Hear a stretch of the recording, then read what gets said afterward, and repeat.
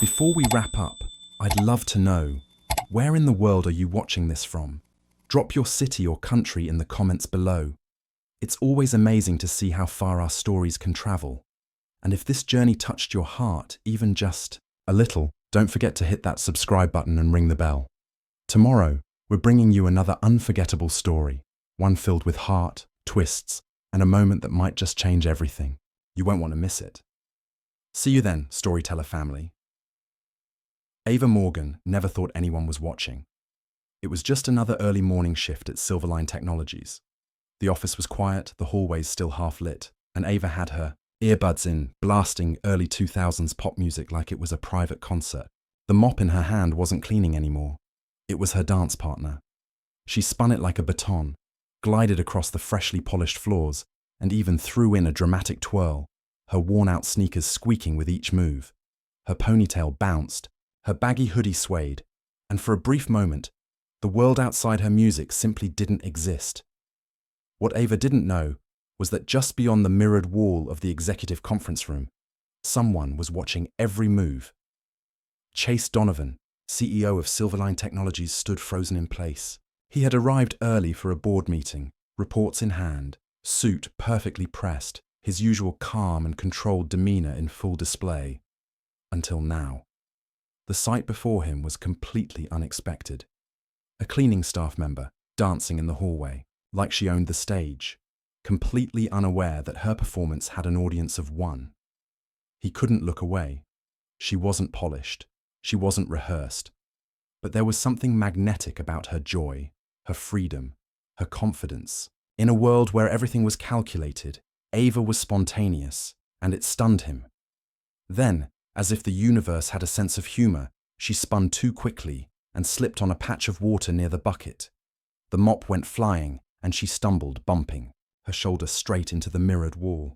"Oh no, shoot!" she gasped, pulling out her earbuds and frantically fixing her messy ponytail. She looked around, still unaware anyone might have seen the moment. "If anyone saw that, I swear I'm changing my name and moving to Nebraska," she muttered under her breath, cheeks flushed. On the other side of the glass, Chase let out a quiet chuckle. His first genuine laugh in weeks.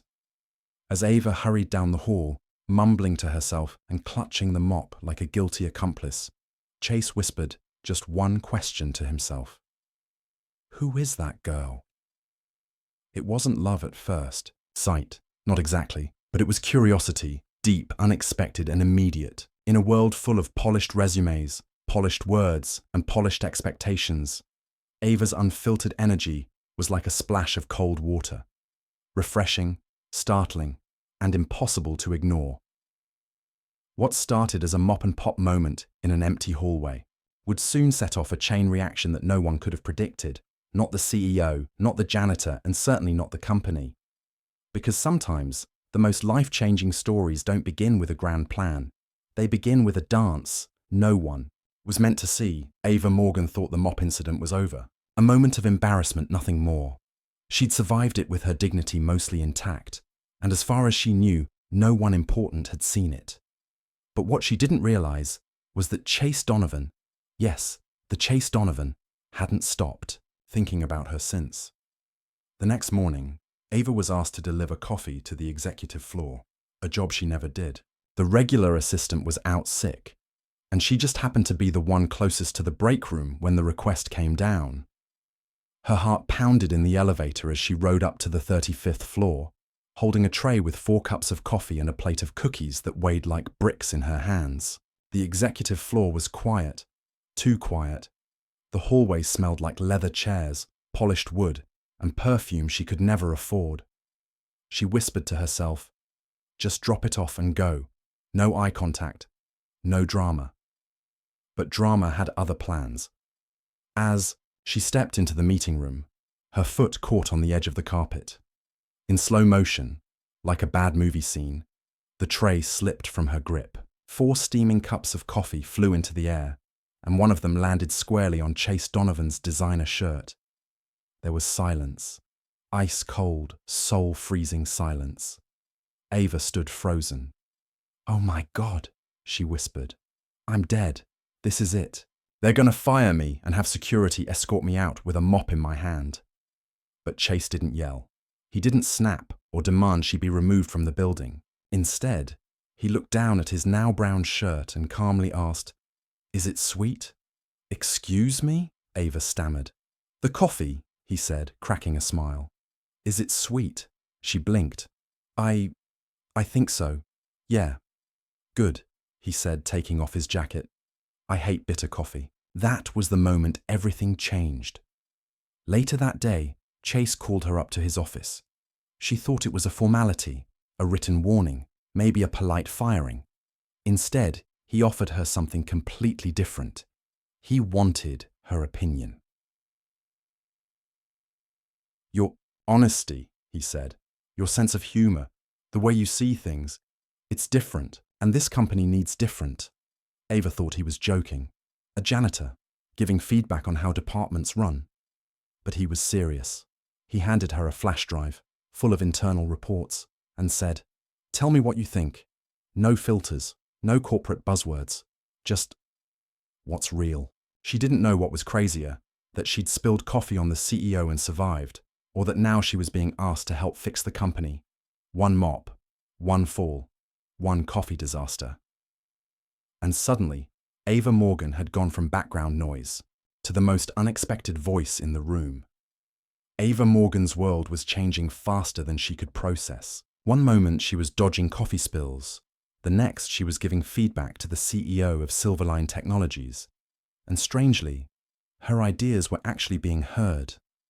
She spent her days studying company reports, shadowing departments, and collecting notes in a beat-up notebook she carried everywhere.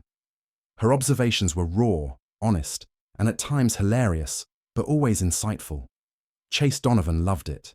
The board was intrigued, and word spread fast. The janitor is advising the CEO, but not everyone was amused. One Thursday morning, as Ava walked into the office in her usual worn sneakers and oversized hoodie, a wave of murmurs swept the lobby. She looked up and froze. There she was, Sienna Blake. Chase's ex-fiancée. She walked through the doors like she owned the building. Jet black heels, sleek red dress, sunglasses that screamed executive energy.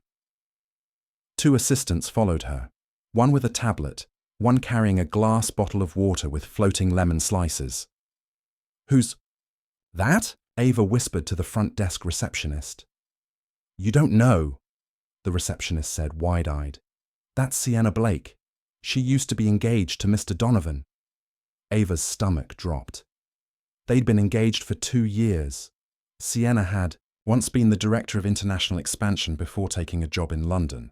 The rumor was Chase was planning to propose in Paris, but she left before he could. Now she was back, and worse, she was representing an outside investment firm working directly with the board. By the time Ava reached her desk, the whole office was buzzing. People whispered in break rooms, elevators, even Slack channels. And just like that, the vibe shifted. Ava felt it. Colder glances, tighter smiles. She wasn't just the janitor who got promoted anymore. She was the girl standing in the shadow of a legacy. Later that day, during a strategic alignment meeting, Ava was seated at the end of the long boardroom table. Sienna was seated beside Chase, poised and polished. She spoke first. "Innovation is vital," Sienna said, her voice smooth and commanding. "But it requires structure, experience, and clear leadership." Ava caught the subtle jab. She raised her hand. "With all due respect," she said, "innovation also means listening to the voices no one's heard before. If people need a dictionary to understand the culture here, we've already failed." The room went quiet. Chase stared at Ava, clearly impressed. "Sienna?" She smiled, a tight, diplomatic smile that didn't quite reach her eyes. The meeting ended, with no clear winner. But Ava felt the pressure mounting. She wasn't polished like Sienna. She didn't speak in carefully layered metaphors or wear $1,000 suits. She had wit, guts, and coffee-stained sneakers. But was that enough? That night, Ava stood in front of her bathroom mirror, staring at her reflection. She didn't want to compete. She didn't want power. She just wanted to be taken seriously for who she was. And deep down, she wondered, did Chase still see her that way? Ava Morgan wasn't trying to start a revolution. She just wanted to fix things, to make the company better from the inside out. But as the weeks passed and her influence grew, so did the pressure. The whispers became louder. The stares lasted longer. And when she walked into meetings now, people didn't just see the girl who used to mop the floors. They saw a threat to the status quo. Then came the meeting that changed everything. It was a Tuesday morning when Chase called her into a private conference room. He didn't look like the calm, collected CEO she was used to. His sleeves were rolled up, his hair slightly out of place. On the table in front of him, 2 envelopes. "What's this?" Ava asked, sensing something was off. Chase took a breath. "The board met last night. They've given me a choice." She waited, her hands tightening at her sides. "I either take a temporary leave from my role as CEO until the end of the fiscal year, or I stay in charge and cut all informal ties with you. Effective immediately." Ava's heart dropped. "So, it's either me or the company," she said quietly. Chase nodded. For a moment, there was nothing but silence between them, just the hum of the air conditioner and the weight of everything unsaid. Ava straightened up. "I don't want your job, Chase. I never asked for this spotlight. I just wanted to help, to be heard. But I won't be the reason you lose everything you built." Chase looked up, eyes steady. "And I won't be the kind of man who backs down when something real is on the line." Without another word, he picked up the envelope labeled temporary leave, tore it in half, and let the pieces fall to the table. "I'm stepping down," he said. 6 months. I'll stay on as chairman, but I won't lead day-to-day operations. It gives me space and gives you room to prove this wasn't about favoritism." Ava stared at him, stunned. "You're giving all of this up." "For what?" she whispered. Chase walked around the table, stopping in front of her. "For what's real. For what actually matters." That same afternoon, the boardroom was full. Executives, directors, department heads. Every key player in Silverline Technologies was present. Ava stood at the front, wearing a simple blazer, her notes in one hand and a flash drive in the other. There were no jokes, no memes, no rubber duckies, just data, facts, clear strategy, and the voices of real employees she had interviewed personally. She laid out a 3-phase plan to improve internal communication, employee recognition, and customer response time. She even projected realistic return metrics, measured in dollars, yes, but also in morale. When she finished, the room was still. Then, someone started clapping. Then, another, and another. It wasn't thunderous applause. It was respect. Chase stood in the back, arms crossed, pride in his eyes. Ava had proven she didn't just belong in the room. She deserved to lead in it. Ava Morgan had done the impossible. She walked into that boardroom as the janitor turned consultant and walked out as something entirely different, a leader. The board approved her proposal, officially. She was now the internal development coordinator of Silverline Technologies, with her own team, real authority, and a salary that made her blink twice. But none of it came from luck or titles. She earned it. One spilled coffee, one awkward truth, one bold suggestion at a time. But even with all that change, she was still Ava. Still wore her sneakers. Still laughed too loud in quiet rooms. And as Silverline started embracing her ideas, casual, Fridays, better coffee machines, employee listening sessions, something even deeper began to shift, especially between her and Chase. He visited her office more often now, sometimes with updates, sometimes with smoothies, sometimes just to sit. One Saturday morning, while she was sorting old mail in her apartment, Chase texted, "Mission time, 30 minutes, no fancy clothes needed." True to his word, he showed, up in a hoodie and jeans, a quiet smile on his face and a mystery in his eyes. They drove 15 miles out of the city, stopping in front of a modest apartment building with ivy on the gate. "I used to live here in college," Chase said. "Before the suits, before the boardrooms. This place. This is where I decided I wanted to build something that mattered." They went up to the 5th floor. The apartment was small, maybe 500 square feet, but it was warm, lived in, real. "Came back," he said, "because I realized something. It wasn't the title that gave me purpose. It was the people. And lately, that person has been you." He handed her a small wooden box. She opened it, expecting something shiny. Inside, just a note. "Will you build a life with me? Chaos, rubber duckies, spilled coffee and all." Underneath the note, a delicate ring. Silver, with a tiny blue stone. The exact color of the shirt she wore the day he first saw her dancing with the mop. Ava laughed, then cried, then nodded. "Yes, but only if you never let the laundry pile up again." "Deal," Chase whispered. 2 months later, in a countryside backyard 25 miles outside the city, they said, "I do," in front of 80 guests. No tuxedos, no champagne towers, just pizza, milkshakes, and one rubber duck for every guest.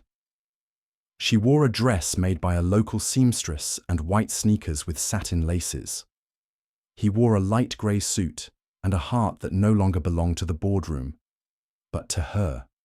Their vows weren't perfect. They were real.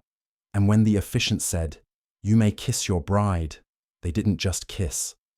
They laughed, because from that mop dance to that aisle, from coffee spills to company wins, Ava and Chase had built something. No chart could ever measure a love story born in chaos and made for forever. What did you think of Ava and Chase's journey, from a spilled coffee to a backyard wedding filled with rubber duckies and pizza? We'd love to hear your thoughts. Have you ever experienced a moment that seemed like a small mistake but turned into something life-changing? Or maybe you felt like an outsider in a world that wasn't built for you, just like Ava did. Share your story in the comments below. We read every single one, and you never know who you might inspire. And while you're at it, tell us where you're watching from. We love seeing our community grow across cities, states, and countries. Whether you're curled up in your dorm room, on a lunch break at work, or watching from halfway across the world, drop your location and say hi. Your voice matters here, just like Ava's did. And don't forget, if this story made you smile, made you think, or made you feel something real, hit that subscribe button and ring the bell. Another unforgettable story drops tomorrow, and trust us, you won't want to miss it. Until then, keep being you, because that's where every great story begins.